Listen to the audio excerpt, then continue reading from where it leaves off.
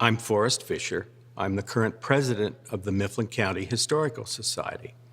And we believe that history is our story. And I'm here to share some of Lewistown's story. My name is Jessica Onstead, and I am a Somerset County beekeeper. My fascination with beekeeping began at a very young age from hearing stories from my grandparents because both of their parents were beekeepers. So I would hear about on the homestead how they would have a hive of bees and how they would always have a chunk of comb honey in the pantry. My name's Carrie Compton. I did a story about Don Ross. He goes around town and writes poems. I used to work at the coffee shop on Main Street, and he would come in and we sold sugar cookies that were 99 cents, but with tax it came to $1.05.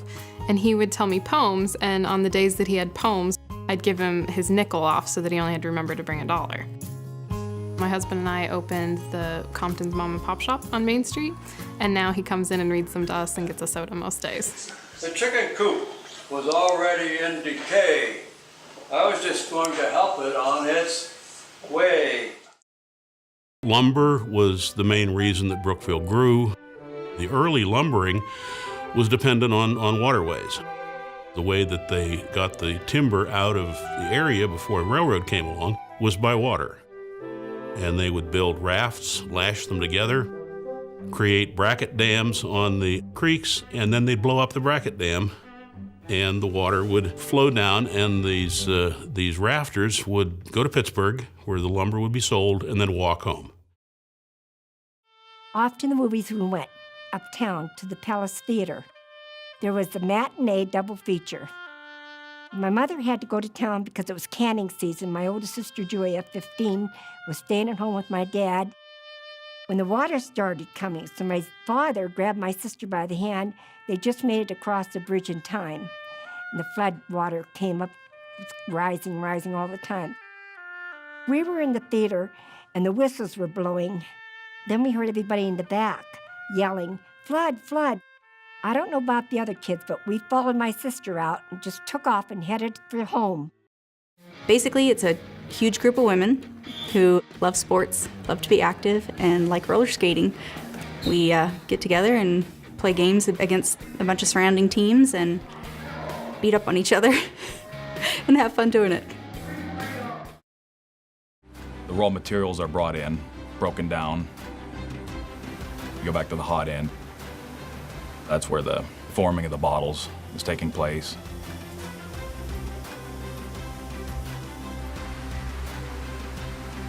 They come to the cold end. They're inspected and packed up and shipped out to our customer. I'm a Lear quality controller.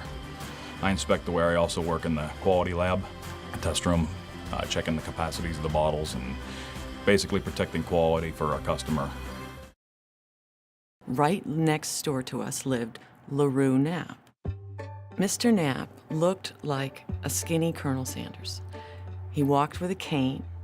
He was a one-time mayor of Johnsonburg. He was a darling man, full of life and spirit. He wanted us to call him Grandpa Knapp. Grandpa Knapp used to carry his purchases from the state store home in a violin case. And I don't know how, kids know somehow, I knew what was in that violin case. And one day, when he was walking home with it, I said, "Grandpa Knapp, why do you carry those bottles in that violin case?" And he said,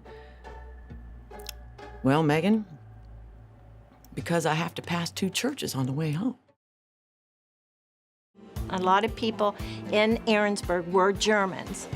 They started this because they had old potatoes left from the year before, so they started making donuts with these potatoes, and it was called a Fastnacht. They usually made them Shrove Tuesday, which is the Tuesday before Ash Wednesday, and Ash Wednesday is the start of Lent.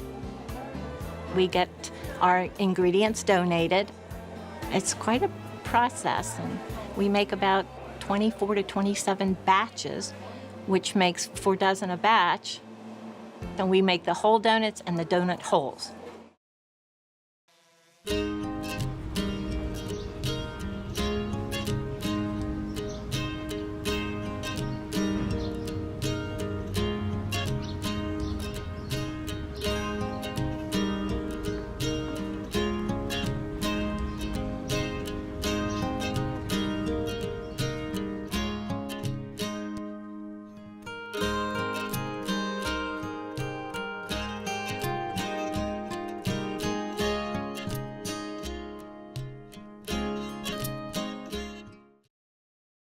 We have one of the most beautiful, beautiful surroundings anywhere in this country. So what we've done as a chamber is to start hosting lots of events designed at bringing people from other places to see our town. And once they do, they look around and go, this isn't bad at all. The chamber has hosted the national canoe races and the kayak races. The chamber has hosted bicycle events, Kinzu Classic and the Tour de Russell. We are on the Bigfoot trails, and if you're a Squatcher, you'll want to come to Warren because we have Squatch here. I grew up here. I don't live here all the time now. Life and work take me away.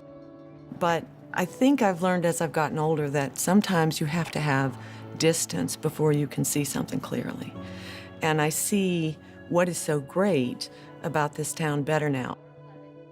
I almost always have a good time when I come here, but I always learn something when I come. I learn something about myself or my ancestors or the town or my friends here. And I find that people will talk to me about my parents or my aunts or my uncles or my grandparents, and it makes them seem like they're not so far gone. Like they still live because people are still talking to me about them and I'm still learning about them. So thanks for doing this.